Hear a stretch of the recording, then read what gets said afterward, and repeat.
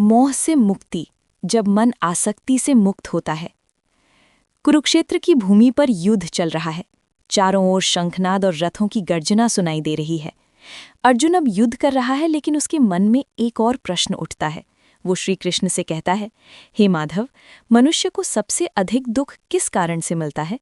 श्री कृष्ण शांत स्वर में उत्तर देते हैं, अर्जुन, मनुष्य को सबसे अधिक दुख मोह और आसक्ति से मिलता है।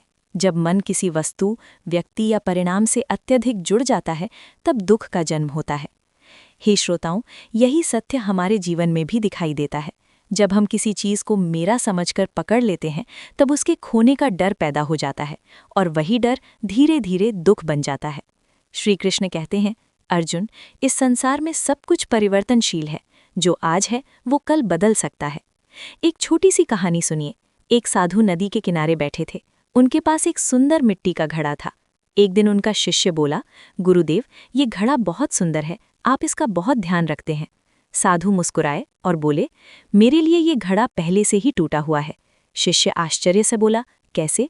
साधु ने कहा, क्योंकि मुझे पता है कि एक दिन ये घड़ा टूट जाएगा, इसलिए जब तक ये मेरे पास है मैं इसका उपयोग करता हूँ, लेकिन इसके टूटने का दुख मुझे नहीं होगा। हे मित्रों, यही गीता का रहस्य है। जब हम चीज़ों को अस्थायी समझते हैं, तब मन हल्का हो जाता है। अर्जुन फिर पूछता है, हे कृष्ण, क्या इसका मतलब ये है कि हमें किसी से प्रेम नहीं करना चाहिए? श्री कृष्ण मुस्कुराते हैं और कहते हैं, नहीं अर्जुन, प्रेम करो, पर आसक्ति मत रखो।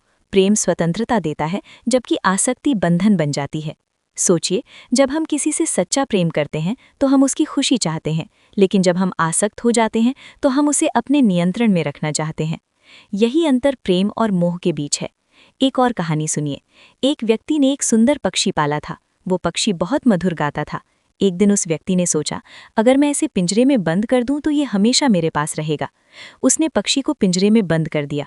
कुछ दिनों बाद पक्षी ने गाना बंद कर दिया। उसकी खुशी खत्म हो गई।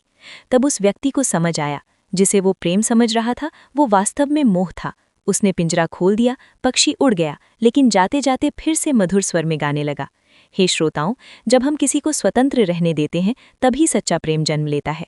श्री कृष्ण अर्जुन से कहते हैं, जो व्यक्ति मोह से मुक्त हो जाता है, उसका मन शांत हो जाता है। वो हर परिस्थिति में संतुलित रहता है। याद रखिए, इस संसार में सब कुछ बदलने वाला है।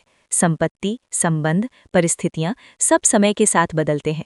इसलिए इन सब के बीच रहकर भी मन को स्वतंत्र रखना ही सच्ची बुद्धिमानी है। जब मन मोह से मुक्त होता है, तब जीवन हल्का और शांत हो जाता है। अगर ये गीता उपदेश आपको अच्छा लगा हो तो वीडियो को लाइक ज़रूर करें, अपने मित्रों और परिवार के साथ शेयर करें, और ऐसे ही गीता के प्रेरणादायक ज्ञान सुनने के लिए चैनल को सब्सक्राइब करना न भूलें। जय श्री कृष्ण।